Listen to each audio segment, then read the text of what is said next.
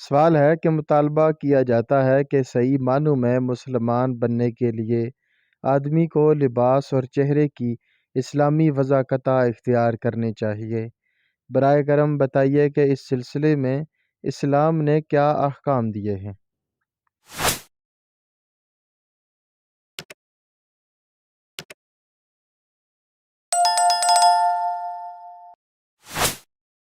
جواب ارشاد فرماتے ہیں، لباس اور چہرہ کی وضاحت کے متعلق آپ نے جو سوال کیا ہے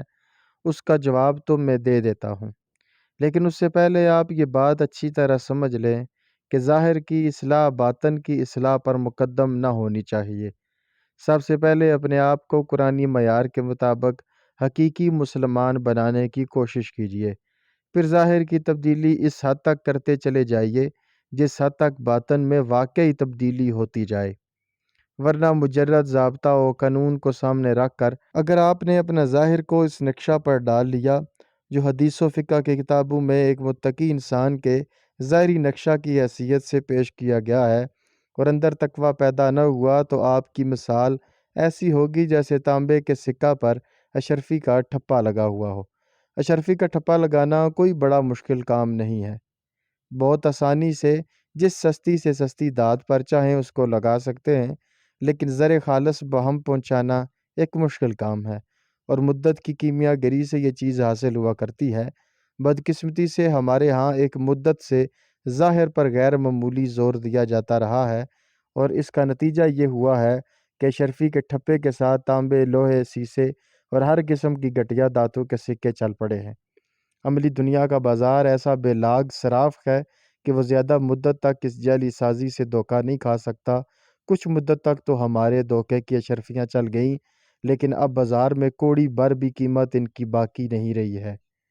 پس ہمیں اسلامی جماعت میں جس قسم کی دینداری پیدا کرنی ہے اس کا تقاضا یہ ہے کہ ہم اشرفی کا ٹھپا لگانے سے پہلے سونے کا سکہ بننے کی کوشش کریں۔ لباس اور چہرے کی وضع اور ایسے ہی دوسرے ظواہر کے متعلق نبی علیہ السلام نے جتنی ہدایات دی ہیں وہ مدینہ طیبہ کے آخری 5-6 برسوں کی ہیں۔ اس سے پہلے 15-16 سال تک آپ اپنے متبعین میں تقویٰ اور احسان کی وہ صفات پیدا کرنے کی کوشش کرتے رہے ہیں جن کا مفصل نقشہ قرآن مجید اور احادیث نبوی میں بیان ہوا ہے۔ اس ترتیب پر غور کرنے سے صاف معلوم ہوتا ہے کہ خدا نے جس کو تزکیہ نفوس کی خدمت پر مقرر فرمایا تھا اس نے بھی پہلے اپنی پوری توجہ مسخام کو کندن بنانے ہی پر صرف کی تھی، پھر جب کندن بنا لیا تب اس پر شرفی کا نقش مرتسم کیا۔ لیکن اس تقدیم و تاخیر کا یہ مطلب نہیں ہے کہ اسے احکام شرعی کی تعمیل سے جی چرانے کا بہانہ بنا لیا جائے، بلکہ اس کا مطلب یہ ہے کہ ایسی متقیانہ وضع بنانے سے پرہیز کیا جائے جس کی تہ میں واقعی تقویٰ اور خدا ترسی موجود نہ ہو اور جس کے اندر اسلامی اخلاق کی روح مفقود ہو۔ لباس کے متعلق اسلام نے جس پالیسی کا تعین کر دیا ہے وہ یہ ہے کہ آپ ایسے وضع میں رہیں جس میں آپ کو دیکھ کر ہر شخص معلوم کر سکے کہ آپ مسلمان ہیں۔ بحیثیت مجموعی آپ کی وضع قطع کفار سے مشابہ نہ ہونی چاہیے۔ داڑھی کے متعلق نبی علیہ السلام نے کوئی مقدار مقرر نہیں کی ہے، صرف یہ ہدایت فرمائی ہے کہ رکھی جائے۔ آپ اگر داڑھی رکھنے میں فاسقین کی وضعوں سے پرہیز کریں اور اتنی داڑھی رکھ لیں جس پر عرف عام میں داڑھی رکھنے کا اطلاق ہو، جسے دیکھ کر کوئی شخص اس شبہ میں مبتلا نہ ہو کہ شاید چند روز سے آپ نے داڑھی نہیں مونڈی ہے، تو شارع کے منشا پورا ہو جاتا ہے، خواہ اہل فقہ کی استنباطی شرائط پر وہ پوری اترے یا نہ اترے۔